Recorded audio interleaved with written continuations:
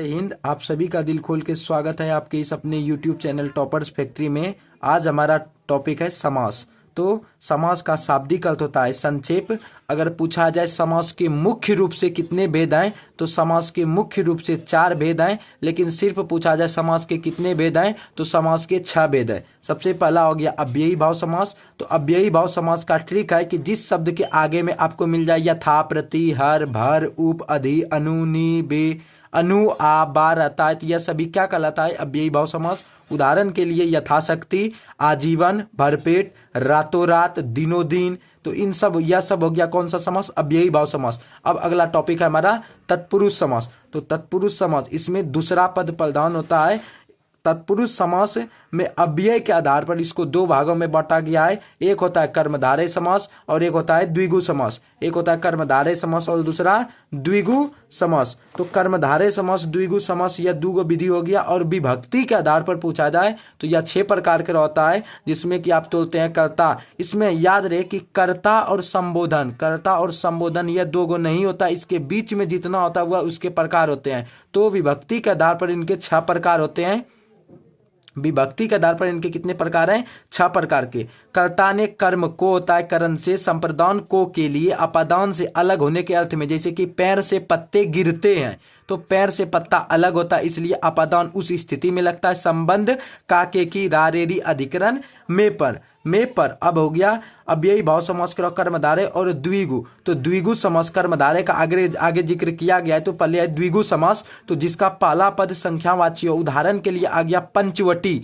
5 वृक्षों के समूह को पंचवटी कहते हैं। उसके बाद आ गया नवरात्रि, 9 रात, नवरात्रि। उसके बाद अब बहुब्रीहि समास, जिसका अन्य पद प्रधान होता है, उसको कहते हैं बहुब्रीहि समास। उदाहरण के लिए आ गया नीलकंठ और लंबोदर और वीणा पानी, जिसका अन्य पद प्रधान हो। नीलकंठ कहने से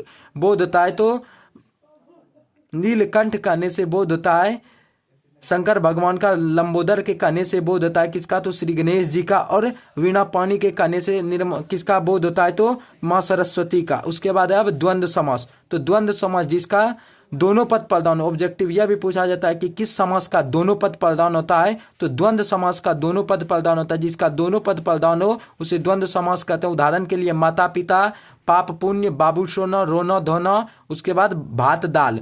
अब है कर्मधारय समास। तो कर्मधारय समास किसको कहते हैं? तो कर्मधारय समास विशेषण, जिसमें विशेषण विशेष होगा और उपमा उपमेय होगा, उपमान उपमेय होगा। तो विशेषण विशेष होगा, जैसे कि युवक कैसा है? नया है, नव युवक, युवक नया है, इसलिए हो गया यह कर्मधारय समास। उसके बाद है महावीर, वीर के समान महान। तो महावीर परमेश्वर, परम के समान ईश्वर, तो ये हो गया परमेश्वर। अब है जिसका नोट में दिया गया कि जिसका यदि दोनों पद संख्यावाची, अभी पढ़े कि जिसका एक पद संख्यावाची हो, जिसका पहला पद संख्यावाची हो, तो उसको कहते थे हम तो उसको कहते थे हम द्विगु समास। क्या कहते थे? द्विगु समास। उदाहरण के लिए लिए थे पंचवटी। लेकिन जिसका दोनों पद प्रधान हो, जिसका दोनों पद संख्यावाची हो, तो वह कर्मधारय समास कहलाता है। उदाहरण के लिए 36, 6 और 30। इसको तोड़ने पर, इसका समासिक विग्रह करने पर 6 और 30 प्राप्त होता है। तो इसीलिए इसका दोनों पद संख्यावाची, इसलिए हो गया यह 36। तो कौन सा समास? कर्मधारय समास। अगला है 31, 1 और 30। तो यह भी हो गया कौन सा समास? कर्मधारय समास। अब है आगे में हमारा द्विगु समास, जो आगे में था द्विगु समास। तो जिसका पहला पद क्या हो? संख्यावाची हो, जिसका पहला पद संख्यावाची। उदाहरण के लिए नवरत्न, 9 रत्न, त्रिनेत्र। ये बच्चा यहाँ पर कंफ्यूज होता है कि त्रिनेत्र में हम कौन सा मार दे, तो द्विगु नहीं। नेत्र का अर्थ यहाँ पर ये नहीं कि नेत्र का अर्थ यहाँ पर होता है लोक यानी 3 लोक। तो त्रिनेत्र यह हो गया द्विगु समास। चौराहा भी द्विगु समास। उसके बाद है यदि नदी के आगे संख्यावाची शब्द जोड़ दिया जाए। याद रखना है कि यदि किसी भी नदी के आगे संख्यावाची शब्द जोड़ दिया जाए तो वह कौन सा समास हो जाता है? तो वह हो जाता है अव्ययी भाव समास। उदाहरण के तौर पर लेते हैं तो पंचगंगा, गंगा के आगे 5 लगाए, तो यहाँ पर पंचगंगा को द्विगु समास न मारकर अव्ययी भाव समास लगाना, क्योंकि नदी के आगे संख्यावाची, इसलिए पंचगंगा कौन सा समास हो गया? तो द्विगु समास। तो मिलते हैं अगले क्लास में। चैनल को लाइक, सब्सक्राइब और शेयर भी कीजिएगा, ताकि हर बिहार का बच्चे इस चैनल के साथ जुड़े और गरीब से गरीब स्टूडेंट इसका लाभ उठा सके। तब तक के लिए जय हिंद। मिलते हैं अगले वीडियो के साथ।